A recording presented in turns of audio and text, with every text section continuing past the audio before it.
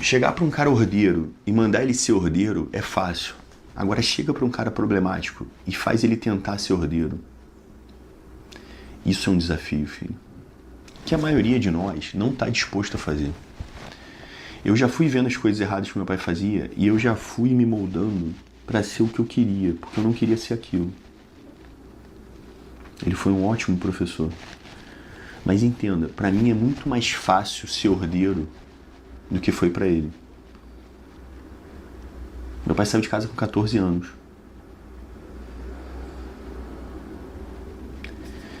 Meu pai não tinha muitas referências. Meu pai era meio perdido da cabeça. Ele foi como um bicho. Isso aqui dá certo, então eu faço. Isso aqui dá errado, então eu faço. Eu não faço. E mesmo assim, ele tentou. E ele voltou todas as vezes. Né? Minha mãe não voltou porque minha mãe quis. Meu pai ia atrás, arrumava buquê de flores, arrumava dinheiro para impressionar. E ele falava, minha família. Por mais que ele fosse o maior filho da puta na piranhagem, o caralho, não sei o quê. Não, mas essa aqui é minha família, isso aqui é tudo piranha, foda-se. Meu pai tinha uma porra assim, entendeu? Não, você tá maluco, você é piranha. Não, minha família é isso aqui. Meu pai tinha uns códigos malucos. Que eram contranatural, filho. Contranatural. Você vê que esse cara tentou. Sabe, meu pai, se ele fosse um filho ordeiro, ele podia ser um playboy. Porque meu avô trabalhou pra caralho. Meu avô nunca deixou faltar nada. Mas ele foi desordeiro, desperdiçou várias oportunidades. Meu pai deixou de morar nos Estados Unidos, onde ele era mecânico, para poder voltar e ficar com minha mãe. Porque ele achou que ela que era a família dele. Largou todo mundo pra trás. Meu avô ficou puto. Meu avô era piloto, né? Então ele conseguiu, na época, década de 70, 80, construir uma casa lá. Meu pai largou tudo pra vir atrás da minha mãe. Minha mãe não conseguiu visto pra ir pra lá.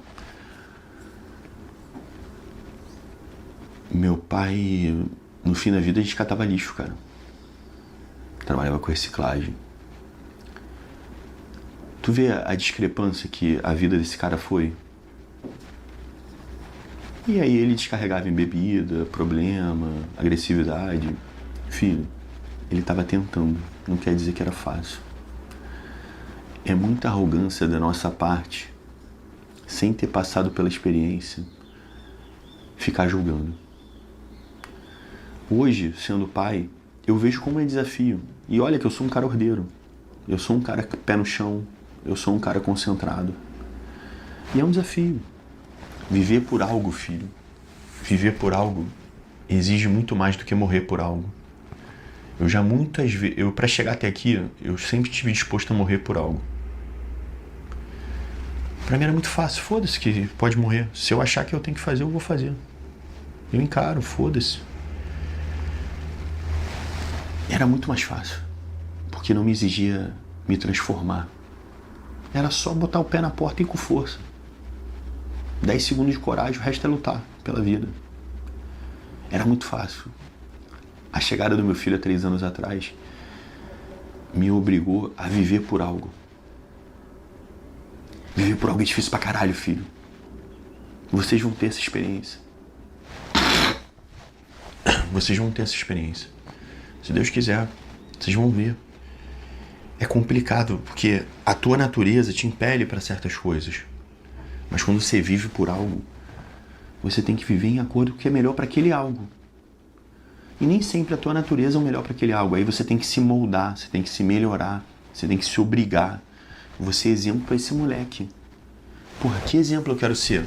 Um pela-saco, um bunda mole, um cara que não prosperou, um cara que não se dedicou.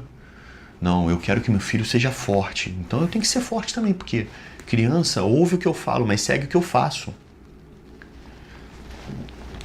Porra, eu não gostava do jeito que meu pai e minha mãe tratavam. Meu pai tratava minha mãe e eu. Então, porra, eu não posso gritar com a minha mulher, não posso vacilar com a minha mulher.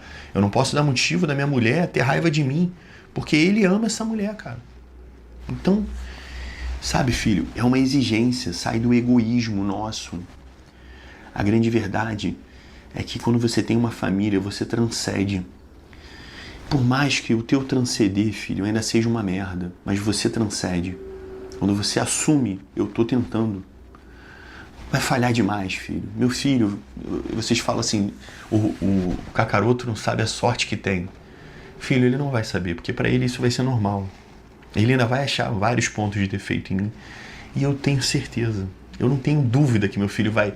Porque ele tá olhando, eu tô olhando de cima para baixo. Eu tô tentando aparar as coisas de cima para baixo, para ele não ver meus defeitos. Mas ele tá vendo de baixo para cima. Ele vai ver as lacunas, cara. Eu tenho uma porrada de gente que falaria assim, teu pai é maneiro pra caralho. Eles estão olhando por esse lado. Eu que tava olhando de baixo, eu vi várias coisas que eram terríveis. Quantas vezes eu desejei que meu pai fosse embora? Quantas vezes, cara? Quantas vezes eu quis o pior pro meu pai? Porque, pô, cara, era foda. Era um tormento. Com 12 anos, 10 anos, eu, caralho, por que esse cara torna a nossa vida tão difícil? Por que ele bebe tanto? Porque tanto é que no final da vida do meu pai, a gente tinha um acordo. Quando eu tava em casa, não tinha bebido. Por quê? Porque ele não sabia beber, cara. Então, começava a bebida, daqui a pouco o humor oscilava, daqui a pouco, tipo assim, alguma coisa que contrariou ele, porra! E, meu irmão, era um foda-se. Era um foda-se. Entendeu? É onça, é maneiro de longe, mas conviver era foda. E a gente chegou a esse acordo. Eu fiquei... Né, a relação com meu pai era tão difícil, filho, que por 2 vezes eu fiquei 1 ano sem falar com meu pai. Tudo porque ele vacilava com minha mãe. Nunca foi por nada que fizesse a mim, porque eu sempre suportei. Mas eu era o protetor da minha mãe. Eu sou o protetor da minha mãe. Porque ele me ensinou que é assim que um filho tem que ser. E aí eu brigava com ele. Não ia bater no meu pai ou brigar com meu pai. Eu não me permitia isso. Mas eu me posicionava. E aí a gente ficava sem se falar. E eu sou teimoso pra caralho também, filho. Veio de fábrica. E aí eu ficava. As 2 vezes que eu voltei a falar com ele foi por causa da minha mãe. Por isso que eu disse que Deus foi muito bom. Que quando meu pai ficou doente, eu entrei de férias. E aí, por acaso, eu briguei com a namorada que eu tinha, eu fui pra casa. E aí eu convivi o período da doença dele, né, até conseguir fazer a cirurgia. A gente foi uma luta grande, mas não deu certo. Mas nesse período de 14 dias que eu fiquei dia e noite com ele, virava a noite, a gente conversava muito. E aí, cara, a gente acertou todas as pontas soltas. Todas as pontas soltas. Graças a Deus, Deus é tão bom que me permitiu me perdoar, sabe? Porque eu também era um filho idiota. Eu também não aceitava. Eu ainda estou aprendendo, filho, que a gente tem que amar as pessoas como elas são. Porque é assim que Cristo amou. Eu durante muito tempo sofri porque eu queria amar as pessoas como eu queria que elas fossem. E não vai dar certo. E não vai dar certo. Isso é um sofrimento. Você idealizar um pai, uma mãe, ou até uma relação como você queria que fosse, é um sofrimento, filho. Cristo amou como as pessoas eram. E o amor dele, na busca da comunhão, transformou as pessoas para as pessoas melhores. O amor transforma. Não é imposição. A grande coisa que me incomodava no meu pai e na minha mãe, e às vezes eu ainda brigo com a minha mãe por isso, é de querer que eles sejam como eu quero. É uma imaturidade minha, é um egoísmo meu.